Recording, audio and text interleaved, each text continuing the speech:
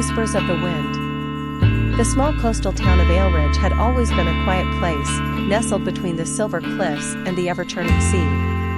It was the kind of place where time moved slowly, where secrets drifted in the breeze like forgotten songs, and where hearts often found themselves entangled in the rhythm of the waves. Alara Bellamy had returned to Ailridge after 10 years in the city. She was a violinist now, well known in music circles, performing in concert halls across Europe, but something in her heart had grown hollow. No melody satisfied her anymore. Her fingers played perfectly, but her soul no longer danced. So she came back to the place where she had first fallen in love, with music, with the sea, and with a boy named Finn. Finn Ashford had never left. He ran his father's lighthouse, guiding ships through fog and storm.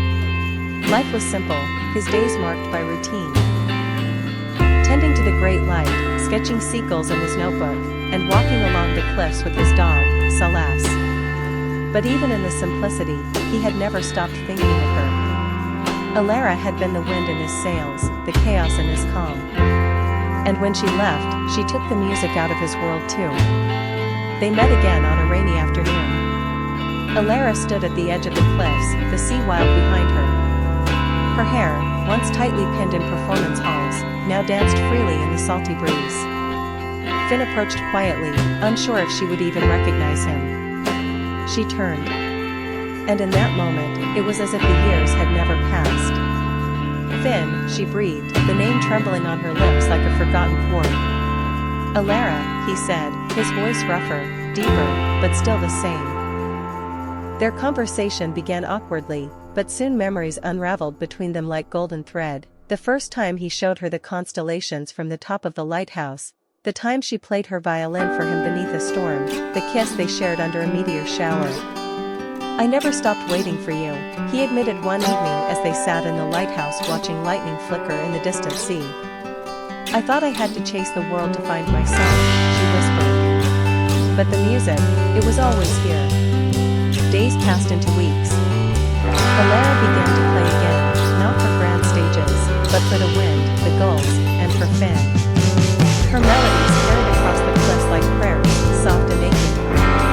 Finn painted her as she played, capturing not just her face but the longing in her eyes and the way her hands trembled on the strings. One night, during the summer festival, Alara played in the town square. Finn stood in the crowd, his eyes never leaving her. As she drew the final note, silence fell. Then, applause erupted, echoing through the town. But Alara only looked at Finn, tears shining like morning dew. After the performance, he found her by the harbor. "I'm not leaving this time," she said. "I know," he replied, holding out his hand. They walked home together under a sky full of stars. And when the wind whispered through the trees, it carried with it the music of a love that had never truly ended, only waited, patient and faithful like the tide.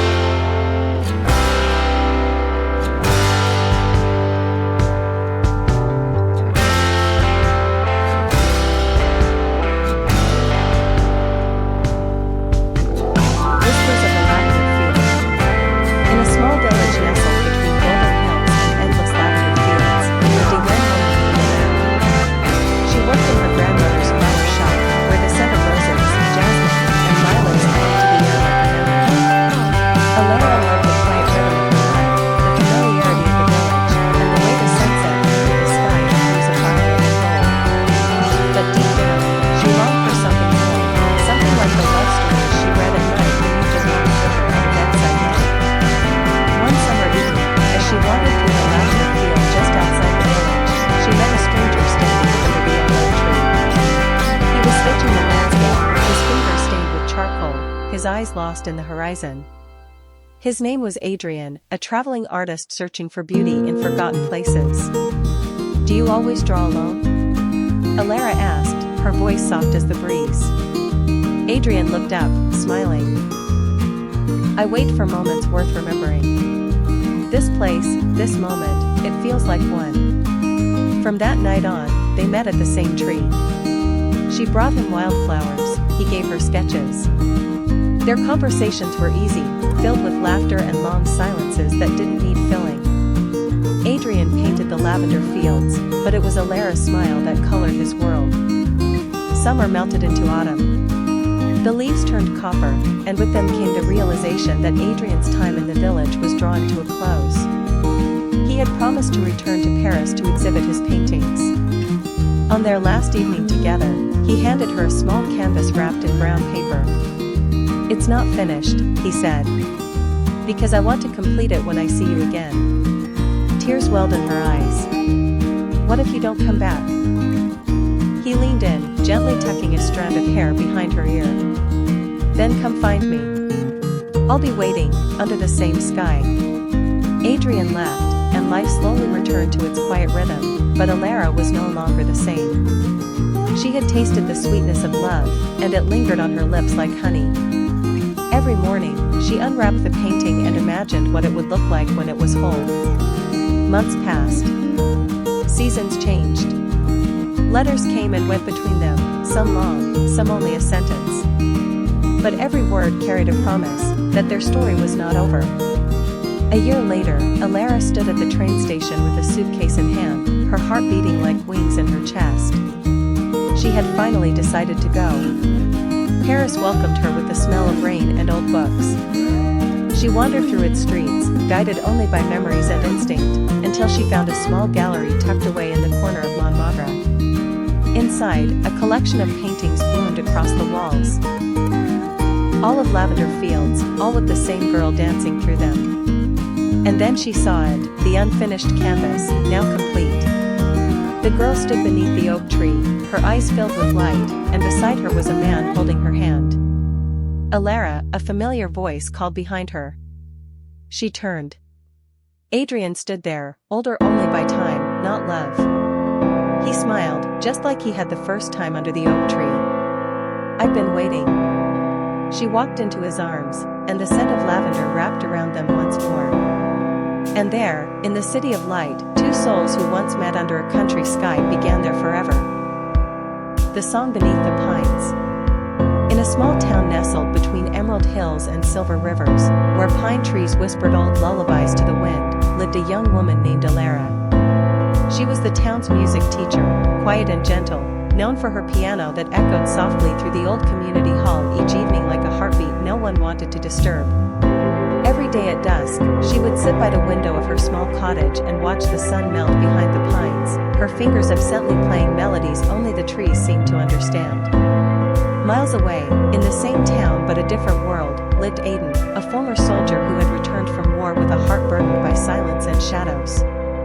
He rarely spoke, choosing instead to fix broken things around the village, a fence here, a clock there, quietly bringing life back to what others had forgotten. One stormy evening, the wind knocked over a large tree, damaging the roof of the music hall. Aiden arrived silently the next morning with tools slung over his shoulder, and Alara, startled by his quiet presence, merely nodded in thanks. That was how it began, not with fireworks, but with a look. A quiet understanding. He repaired the roof in 2 days, and though they didn't speak much, something shifted.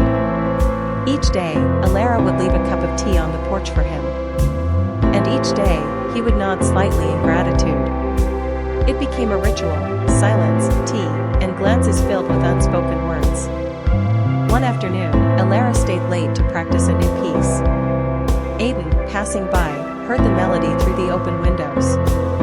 He paused. There was something in her playing, soft and aching, like longing and hope meeting in the middle.